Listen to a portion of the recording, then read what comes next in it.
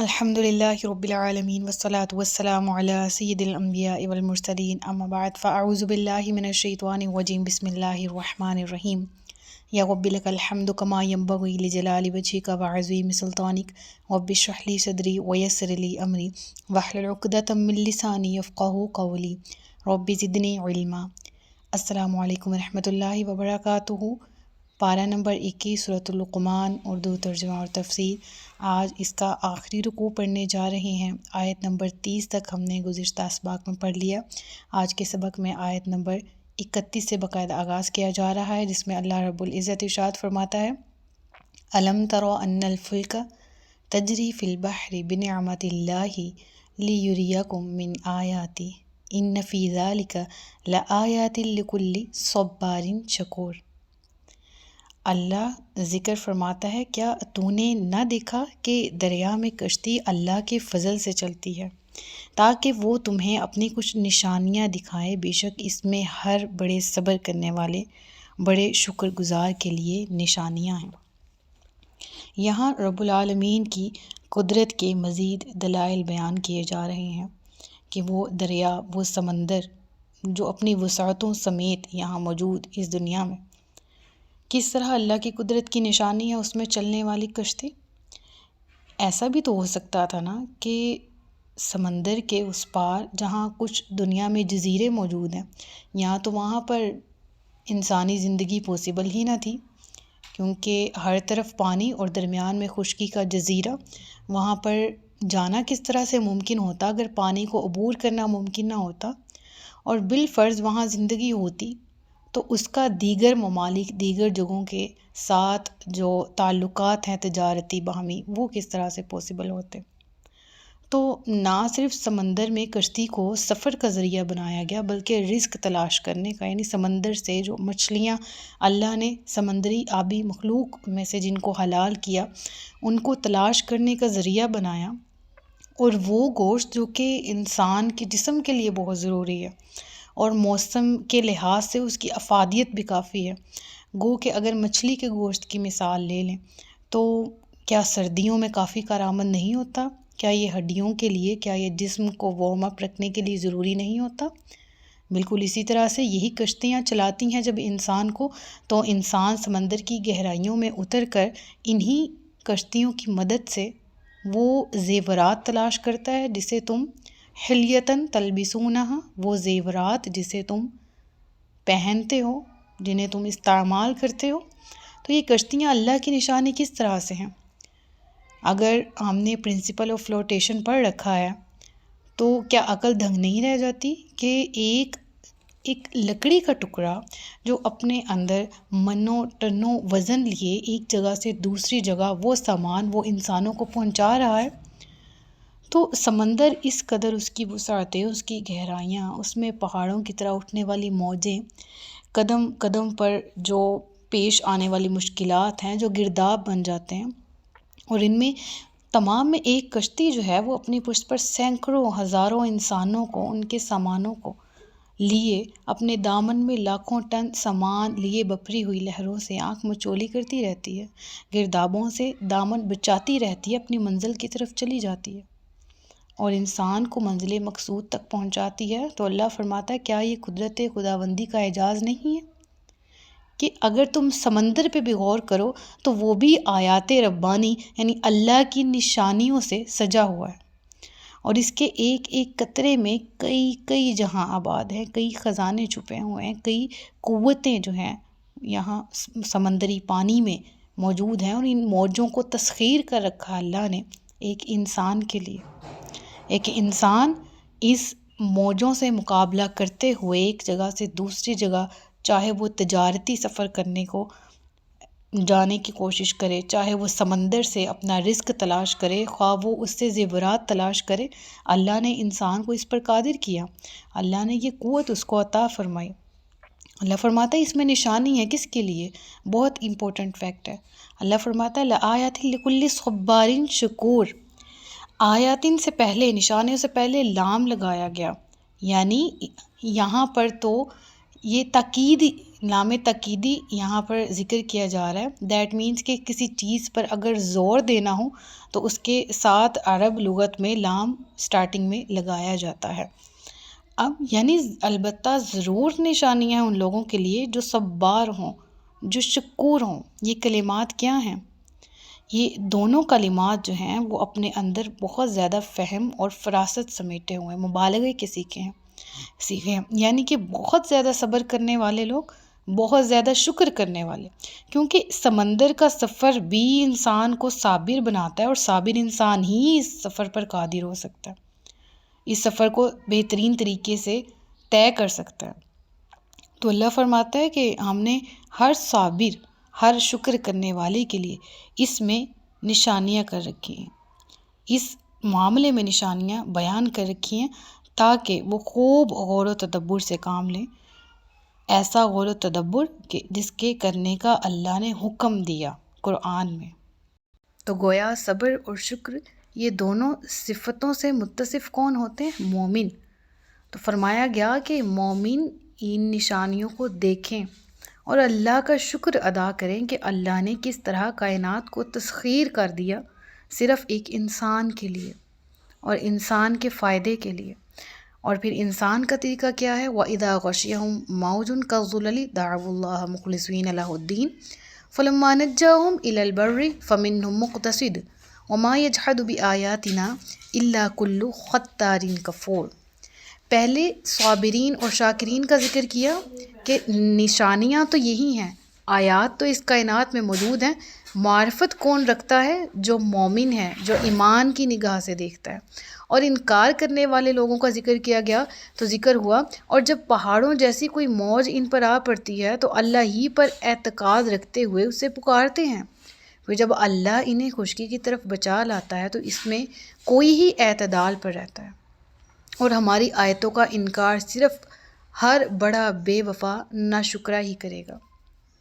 یہاں پر اللہ تعالیٰ کیا فرما رہا ہے؟ اللہ فرماتا ہے کہ جب یہ انسانوں میں سے کچھ ایسے ہیں جو ذات باری تعالیٰ کا انکار کچھ اس طرح سے کرتے ہیں کہ جب سمندر میں سفر کرتے ہیں تو جو کشتی جس میں وہ سفر کر رہے ہوتے ہیں، اس دوران جو پہاڑوں جیسی بڑی بڑی موجیں آتی ہیں، ان کو سمندری طوفان کا سامنا کرنا پڑتا ہے۔ جب انہیں معلوم ہوتا ہے کہ ہم نابود ہو جائیں گے تو وہ اپنے باطل معبودوں کو چھوڑ کر اللہ وحدہ لا شریک کو پکارتے ہیں، اس کی بارگاہ میں گریہ زاری کرتے ہیں، اسی سے دعا اور التجا کرنے لگتے ہیں، اللہ کے سوا ہر دوسرے سہارے کو بھول جاتے ہیں، اور اس کی شان کریمی کے یہی لائق ہے کہ ایک اسی کی عبادت اور اسی سے اپنی مناجات کی جائیں، دعائیں کی جائیں۔ اللہ فرماتا ہے کہ جب میں اپنی شان کریمی سے صحیح سلامت انہیں ساحل پر پہنچا دوں تو ان میں سے چند ایک ہی ہیں جو اپنے ایمان کے ساتھ جو انہوں نے دعویٰ کیا تھا مشکل میں صبر کے ساتھ قائم رہتے ہیں، اور پھر ان کی اکثریت کفر کی طرف لوٹ جاتی ہے۔ اور پھر فرمایا گیا ہاں کفر کی طرف تو وہی لوٹتے ہیں جو کہ بے وفا خطار ہوتے ہیں، دھوکہ دینے والے کافر ہوتے ہیں۔ اس آیت کو مثال اس طرح سے بھی لے لیجئے کہ انسان کی زندگی میں مشکل آتی ہے تو ایک بہت کامن سوال ہے جو کہ عوام کی طرف سے پوچھا جاتا ہے علماء کو کہ جب کوئی مصیبت آتی ہے تو کیسے معلوم ہو کہ یہ آزمائش ہے یا یہ عذاب ہے؟ تو اس کی ایک بہت پیاری ڈیفینیشن میری نظروں سے گزری کہ اگر وہ مصیبت اللہ کے قریب لے جائے دیٹ مینز یہ امتحان تھا، یہ آزمائش تھی جس نے تمہیں معرفت الہی دے دی، اور تمہیں کیا چاہیے؟ پھر ایسی مصیبتوں پہ بھی ہم قربان جائیں نا جو ہمیں اللہ کے قریب کر دیں، اور پھر ایسا وبال جو کہ اللہ سے مزید دور کر دے، شکووں شکایتوں کا انبار مزید لگ جائے، اور ایسی صورتحال میں جب انسان بڑا نا امید نہ شکرا ہو جائے تو دیٹ مینز یہ عذاب ہے، یعنی اللہ کی طرف سے تمہاری ناشکری یا تمہارے کسی اور عمل کی وجہ سے جو تمہاری پکڑ ہوئی ہے اس پر اب تم بھگتو کہ اللہ کی دوری کا شکار ہو، تم اللہ کے غضب کا شکار ہو تم۔ تو بہت ایسے ہیں جو کہ مشکل میں جب دیکھا جائے مشکل آئی رب کو تو پھر فوراً ہر کوئی پکارتا ہے نا، ہر زبان، یعنی ہم اللہ کو ماننے والوں کا یہ حال ہے کہ ہم اللہ کے بہت قریب آ جاتے ہیں، اکثر اوقات معافی تلافی کرتے ہیں جب کوئی مصیبت کا سامنا کرنا پڑے، اور جب وہ ٹل جاتی ہے تو اللہ سے دور چلے جاتے ہیں۔ تو اللہ فرماتا ہے کہ کوئی ہی ہیں جو بچتے ہیں، وَمَا يَجْحَدُ بِآيَاتِنَا إِلَّا كُلُّ خَتَّارٍ کفور سے پہلے جو اللہ نے ذکر کیا، فَلَمَّا نَجَّاهُمْ إِلَى الْبَرِّ فَمِنْهُمْ مُقْتَصِدٌ، کچھ ہی ہیں جو اپنے کہے پر قائم رہتے ہیں، اور بہت سے ایسے ہیں جو کہ کفر کرتے ہیں، ناشکری کرتے ہیں، لوٹ جاتے ہیں اپنی اسی زندگی میں۔ تو کنسسٹنسی دین کے ساتھ اور ایمان اور تقوی جو ہے نا، وہ بھی بیسیکلی اللہ تبارک و تعالیٰ کی عطا ہی ہے، اور بیسیکلی یہ ان لوگوں کو ملتا ہے جو قلب سلیم جن کے سینوں میں ہوتا ہے، اور جو سچے دل سے توبہ کرنے والے، رجوع کرنے والے ہوتے ہیں۔ جب فتح مکہ ہوا نا 8 ہجری میں، تو اکرمہ بن ابو جہل کا بیٹا تھا، اور اس نے آخری وقت تک اسلام قبول نہیں کیا تھا۔ تو آپ نے کیا کیا کہ آپ وہاں سے چل پڑے۔ جب مکہ فتح ہوا تو آپ سمیت دیگر کچھ ایسے لوگ تھے جو کہ مکہ چھوڑ کر چلے گئے کہ اب شاید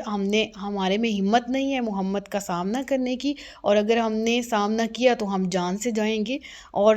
وہ اپنے آپ کو اسلام سے بچاتے ہوئے چل پڑے۔ تو اکرمہ کے بارے میں روایت آتی ہے کہ سمندر کی طرف آپ بھاگ گئے، اور میری انفارمیشن کے مطابق جدہ سٹی کی طرف، جو کہ ایک سمندر کے ساتھ متصل تھا۔ تو جب وہاں آپ گئے ہیں تو دیکھا کہ گھیرے میں آپ آ گئے ہیں سمندری حدود کے، تو آپ نے اس وقت دعا کی کہ اللہ ہمیں اس خطرے سے نجات دیتے تو ہم ضرور ایمان لے آئیں گے، اور سرکار دو عالم صلی اللہ علیہ وآلہ وسلم کی خدمت میں حاضر ہو جائیں گے، اور ان سے بیعت کر لیں گے، اسلام قبول کر لیں گے۔ تو جب انہوں نے یہ عہد کیا رسول اللہ کی اطاعت کا، تو اللہ نے کرم کیا اور ہوا ٹھہر گئی۔ تو حضرت اکرمہ بن ابو جہل جو ہیں وہ مکہ مکرمہ کی طرف آ گئے اور اسلام لائے، اور بڑا اخلاص والا اسلام لائے، اور اعتدال پر رہنے والوں میں سے تھے۔ ٹھیک ہے، تو اس بارے میں تفسیر خازن میں آتا ہے کہ یہ آیت نازل ہوئی اور ذکر کیا گیا کہ بہت کم ہی ہیں جو پھر کنسسٹنسی کے ساتھ اسلام پر قائم رہتے ہیں، اور بہت سے ایسے ہیں جب مصیبت دور ہو تو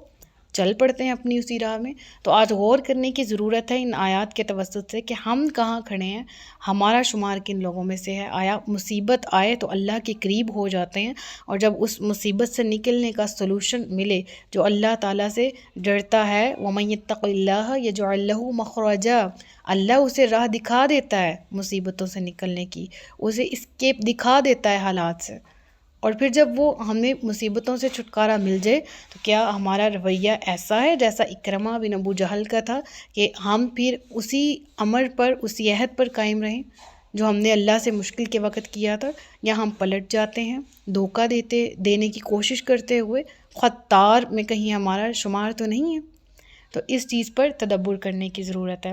آگے چلتے ہیں، یا ایھا الناس اتقوا ربکم، اے ایمان والو ڈرو اپنے رب سے،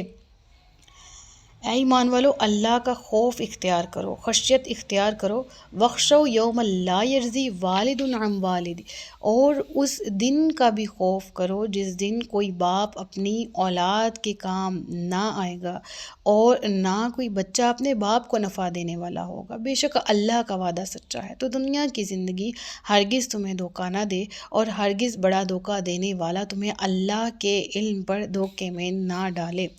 یہاں پر کیا ذکر ہے؟ قیامت کے دن اور اس کی ہولناکیوں کا، اور اس کا یہ کہ ہر نفس کو اپنے اعمال کی وجہ سے جزا یا سزا ملے گی،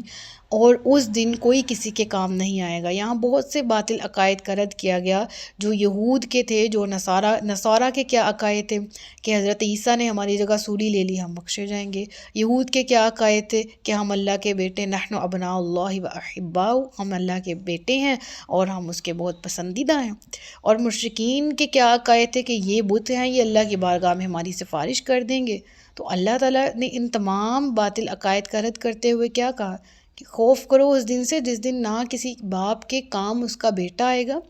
نہ بیٹے کے کام اس کا باپ آئے گا۔ ہر نفس کو اپنے ہی اعمال کا وبال یا جزا ملے گی۔ اب قرآن کریم کی آیات کی تفسیر کی ایک نوعیت، قرآن کریم کی آیات کی تفسیر قرآن سے ہی کرنا ہے، یعنی تفسیر القرآن بالقرآن۔ تو قرآن کی ان آیات کی تفسیر اگر دوسرے پرسپیکٹیو سے دیکھی جائے تو قرآن کریم کی بہت سی آیات میں یہ بھی ذکر ملتا ہے، الاخلاء یومئذ بعضهم لبعض عدو الا المتقین، بہت سے لوگ ایک دوسرے کے دشمن ہوں گے اس دن، ایک دوسرے کو پہچانیں گے نہیں، لیکن ہاں متقین اس دن پھر بھی دوست رہیں گے۔ اور پھر اس کے علاوہ اور بھی ذکر ملتا ہے کہ من ذا الذی یشفع عنده الا باذنہ، اللہ کے ہاں کون ہے جو کسی کی سفارش کر سکے الا باذن، ہاں جسے اللہ حکم دے۔ تو معلوم یہ ہوتا ہے کہ اہل ایمان اگر ایمان کی حالت میں دنیا میں ساتھ رہیں، انہوں نے ایمان کی تغود کی، ایمان کی تبلیغ کے لیے، اور اپنی زندگیوں کو صرف کیا، تو انشاءاللہ بروز قیامت وہ اللہ کی رحمت کا فیض حاصل کریں گے، اور وہ رسول اللہ کی شفاعت اور دیگر اہل ایمان جس طرح کے احادیث میں آتا ہے، حافظین ہیں، شاہدین ہیں، صالحین ہیں، تو ان مقربین کی وجہ سے اللہ تبارک و تعالیٰ ان کی شفاعت، جس کو اللہ یہ امر سے نوازے، جن کو اللہ توفیق دے، ان کے توفیل دوسروں کو بھی اس سے فائدہ اٹھانے کا موقع ملے گا۔ ہاں لیکن یہ آیت تردید کرتی ہے ان تمام باطل عقائد کی جو یہ سمجھیں کہ عمل چاہے کچھ نہ ہو۔ فار ایگزامپل امت محمدی کی مثال لے لیں، ہمارے عقائد کیا ہیں کہ ہم امت محمدی ہیں، ہم تو لاڈلی امت ہیں، ہم تو پیاری امت ہیں، ہم تو بخشے ہوئے ہیں، کیونکہ ہم رحمت للعالمین کی امت ہیں، اس لیے ہم جیسے بھی اعمال کریں ہم نے تو جنت میں جانا ہے۔ اس عقیدے کا بھی رد ہے اس آیت میں۔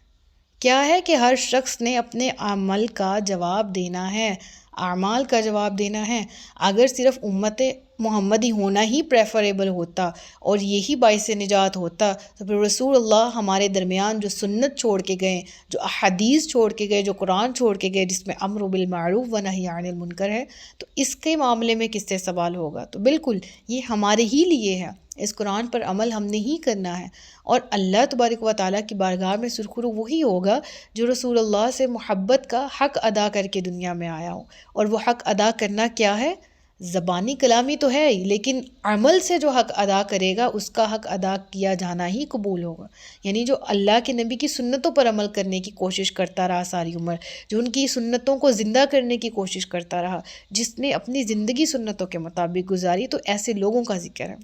ٹھیک ہے، تو یہاں پر ذکر ہوا بے شک اللہ کا وعدہ سچا ہے، تو دنیا کی زندگی تجھے ہرگز دھوکے میں نہ ڈالے، اور ہرگز بڑا دھوکہ دینے والا تمہیں اللہ کے علم پر دھوکے میں نہ ڈالے۔ یہاں پر کون مراد ہے؟ دھوکہ دینے والا شیطان اور شیطانی قوتیں ساری، یعنی ایسا شخص جو شیطان کا پیروکار ہو، وہ تمہارے عقیدے میں بگاڑ کی کوشش کرے، تو تم اپنا عقیدہ نہ بگاڑنا کہ بے شک اللہ کا علم حتمی اور سچا ہے، اور اس کے علم کا ہی ذکر اگلی آیت میں آ رہا ہے جو کہ لاسٹ آیت ہے۔ اور اس آیت میں کیا ذکر ہے؟ ان اللہ عندہ علم الساعہ وینزل الغیث وَيَعْلَمُ مَا فِي الْأَرْحَامِ وَمَا تَدْرِي نَفْسٌ مَاذَا تَكْسِبُ غَدًا وَمَا تَدْرِي نَفْسٌ بِأَيِّ أَرْضٍ تَمُوتُ إِنَّ اللَّهَ عَلِيمٌ خَبِيرٌ۔ اس آیت میں اللہ تبارک و تعالیٰ کے علوم کے بارے میں ذکر کیا جا رہا ہے، 5 علوم کے بارے میں جو اس کی ذات کے ساتھ خاص ہیں۔ پہلا کیا؟ اللہ کے پاس قیامت کا علم ہے۔ دوسرا وَيُنَزِّلُ الْغَيْثَ، بارش وہ اتارتا ہے، یعنی یہ اللہ اس پر قادر ہے۔ آج کے دور میں بھی دیکھ لیں، اچھا پہلے شان نزول دیکھ لیتے، پھر میں آج کے دور سے ریلیٹ کرتی ہوں کہ حارث بن عمر کے بارے میں آیت نازل ہوئی کہ نبی پاک صلی اللہ علیہ وآلہ وسلم کی خدمت میں حاضر ہو کر قیامت کا وقت دریافت کیا تھا اس نے، اور کہا تھا کہ یہ میں نے کھیتی بوئی ہے، مجھے خبر دیجئے کہ بارش کب آئے گی، اور مجھے بتائیے کہ میری عورت امید سے ہے تو ہاں میرے لڑکا ہوگا یا لڑکی ہوگی، اور نیز مجھے یہ بھی معلوم ہے کہ میں نے کل کیا کیا، لیکن مجھے یہ بتا دیجئے کہ جو آئندہ آنے والا کل ہے اس میں کیا کروں گا۔ میں یہ بھی جانتا ہوں کہ میں کہاں پیدا ہوا تھا، لیکن آپ مجھے یہ بتا دیں کہ میں مروں گا کہاں۔ تو اس نے اس قسم کے سوالات کیے، تو اس پر یہ آیت کریمہ نازل ہوئی تفسیر روح البیان کے مطابق۔ اور اس آیت کریمہ میں کیا ہے کہ اللہ ہی جانتا ہے، قیامت کا علم اللہ کے پاس ہے، وہ بارش اتارتا ہے، وہ جانتا ہے جو کچھ ماؤں کے پیٹ میں ہے، اور کوئی شخص نہیں جانتا کہ وہ کل کیا کمائے گا، اور کوئی شخص نہیں جانتا کہ وہ کس زمین میں مرے گا، ہاں بے شک اللہ علم والا خبردار ہے۔ تو یہاں پر کیا ذکر ہوتا ہے؟ اللہ تبارک و تعالیٰ کے علوم کا۔ اور بالکل آج کے دور میں اگر ریلیٹ کریں تو سائنس نے جتنی بھی ترقی کی ہے، اگر دیکھا جائے تو ایک انسان ہے، اس کے دنیا میں وجود ابھی اس کا نہیں آیا، اور وہ دنیا میں ابھی نہیں آیا، لیکن اس کا جینڈر معلوم ہو گیا ہے۔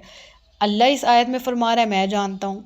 اور سائنس آج کی کہہ رہی ہے کہ ہمیں بھی علم ہے، تو یہ کیا آیات آپس میں تضاد کرتی ہیں؟ میں صرف اس آیت میں ایک پوائنٹ کو لے کر بحث کرنا چاہوں گی ضمنی طور پر، اور وہ یہ ہے کہ اللہ تبارک و تعالیٰ نوز بیٹر کہ جو شخص ہے وہ نیک ہے یا بدکار ہوگا، وہ اپنی زندگی کی کتنی عمر پائے گا، وہ صحت مند تند و توانا ہو کر پوری زندگی جی پائے گا، یا وہ اپنی زندگی میں کوئی جسمانی ہارڈشپ فیس کر پائے گا، وہ اپنی زندگی میں کتنا علم حاصل کرے گا، وہ مومن رہے گا یا کافر ہوگا، وہ مومن ہے تو کیا اس کے ہاتھ سے اسلام کو تقویت ملے گی، یا وہ اپنے والدین کے لیے آنکھوں کی ٹھنڈک یا باعث آزمائش بنے گا۔ تو اس سمیت ایک انسان کے ساتھ دیگر کتنے امور ہیں، اس کے رزق کے متعلق بھی حدیث ہے کہ جب وہ اس دنیا میں آتا ہے تو اس کا رزق لکھ دیا جاتا ہے، جبکہ ایک چھوٹا بچہ یا اس کے پیرنٹس نہیں جانتے کہ اس کا پوری زندگی کا رزق کوئی انسان دیکھ سکتا ہے اپنا، نہیں، انسان کو کل کا نہیں معلوم ہوتا۔ اور بالکل اسی طرح اللہ فرماتا ہے کہ تم نہیں جانتے تمہارا کل کیا ہے، میں تمہارے بارے میں جانتا ہوں۔ تم نہیں جانتے تمہیں موت کہاں آئے گی، میں اس زمین کو جانتا ہوں جس پہ تمہیں موت آئے گی۔ تو مراد کیا ہے کہ اللہ تبارک و تعالیٰ کے پاس ذاتی علم ہے، وہ اس کے بارے میں جاننے والا ہے جس کا علم دوسرے کو نہیں ہے، ماں سوائے اللہ کے ان انبیاء کرام کو جن کو اللہ کی عطا سے کچھ نوازا گیا، اس کا انکار نہیں کیا جا سکتا۔ ذاتی اور حتمی اور